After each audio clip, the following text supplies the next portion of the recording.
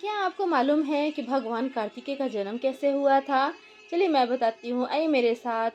एक बार की बात है जब शिव और शिवा यानी कि भगवान शंकर और माता पार्वती का मिलन हो रहा था, दोनों एक दूसरे में लीन थे, तभी गुफा के बाहर से आवाज़ आए, सारे देवतागण आवा पुकार देव माँ भगवान और माता पार्वती को पुकारने लगे, दोनों त्राहिमाम गूंजने लगा।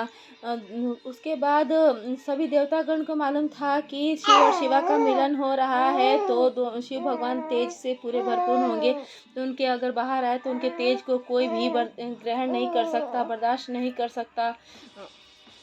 तो फिर ब्रह्मा जी ने कहा कि अग्निदेव उनके तेज को आप ही सहन कर पाएंगे, कुछ पल के लिए हम लोग कोई भी नहीं सहन कर पाएंगे। तब अग्निदेव ने एक कबूतर का रूप ले लिया। जैसे ही भगवान शंकर और माता पार्वती बाहर आए, उनका और आते ही जैसे रुके, उनका तेज नीचे गिर गया। तेज नीचे गिरते ही उनका जो अग्निदेव थे कबूतर बने हुए, उन्होंने अपने अंदर उस तेज को ग्रहण कर लिया। ये देखकर माता पार्वती को क्रोध आया कि अब वो माता नहीं बन पाएगी। इसी क्रोधवश माता पार्वती ने सभी देवताओं को श्राप दे दिया कि आज के बाद से आप सभी निर्वंश ही रहेंगे, आप लोग का भी कोई पुत्र नहीं होगा। सारे देवतागण भगवान शंकर माता पार्वती से माफ़ी मांगने लगे कि माता क्षमा, माता माफ़ कर दीजिए, हम लोग तारकासुर के भय से भयभीत हैं, क्षमा करिए हम लोगों को और हमारी रक्षा करिए। उसके बाद भगवान शंकर और माता पार्वती वापस गुफा के अंदर चले गए। तब अग्निदेव ने कहा कि इन भगवान शंकर के तेज को मैं ज़्यादा देर तक सहन नहीं कर पाऊंगा, मुझे बहुत पीड़ा हो रही है। तब नारद मुनि ने कहा कि आप माता गंगा का शरण लीजिए, वही एक उपाय है। जैसे अग्निदेव माता गंगा के शरण में आए, उनके शरीर से तेज निकल कर 6 भागों में बट गया। वहाँ गंगा जी में 6 कृतिकाएँ स्नान कर रही थी और तेज 6 भागों में बटा हुआ तेज उनके गर्भ में प्रवेश कर गया। ये भगवान शंकर का तेज था, इसलिए 6 कृतिकाएँ उनके तेज को सहन नहीं कर पा रही थी और पीड़ा से कराहने लगी। तब वहाँ पे गुरु माता थी, उन्होंने कहा कि हम लोगों को पीड़ा से मुक्ति लेने के लिए भगवान शंकर को याद करना चाहिए। और वो सबको लेकर गंगा किनारे चली गई और भगवान शंकर का जाप करने लगी।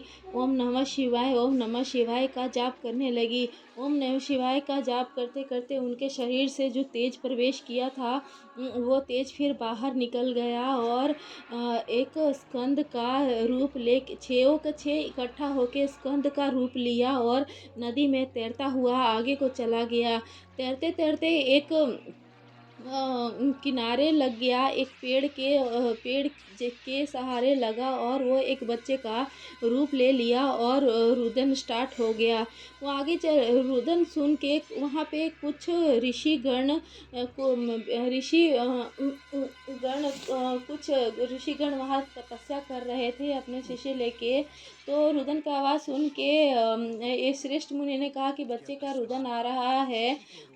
तो श्रेष्ठ मुनि ने कहा कि ये शिव पुत्र की रुदन की आवाज़ है, तो मुझे उनसे मिलना चाहिए। हमें ये शिव पुत्र का आगमन हो गया धरती पे असुरों का नाश करने के लिए, हमें उनके दर्शन करने हैं। जैसे और वो प्रस्थान कर गए शिवपुत्र के दर्शन करने के लिए।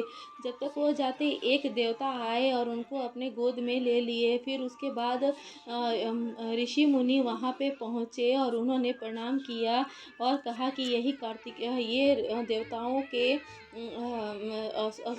असुरों के नाश करने के लिए शिवपुत्र ने जन्म लिया। आप शिवपुत्र हैं और आपके अंदर भी वो सारी शक्तियाँ होगी जो शिव भगवान के अंदर है।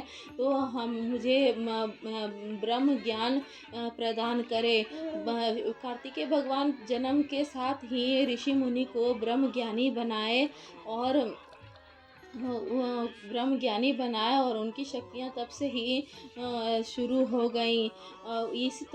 इस प्रकार भगवान कार्तिकेय का जन्म हुआ। उसके बाद उनके नारद मुनि को आकाशवाणी हुई कि जाके 6 कृतिकाओं के बोले कि उनके जो गर्भ से निकला था, तेज निकला था, वो एक बालक बन गया और उनके लालन पालन का जिम्मेवारी अब आप ही के ऊपर है। तब से लेके उन 6 कृतिकाओं ने ही उस बालक का लालन पालन किया, जो आगे चल के भगवान कार्तिकेय बने। और यही कार्तिकेय भगवान का जन्म की कहानी है और वो 6 कृतिकाएँ ही छठी माता आगे चल के कहलाई, जिन्होंने कार्तिकेय भगवान का लालन पालन किया था।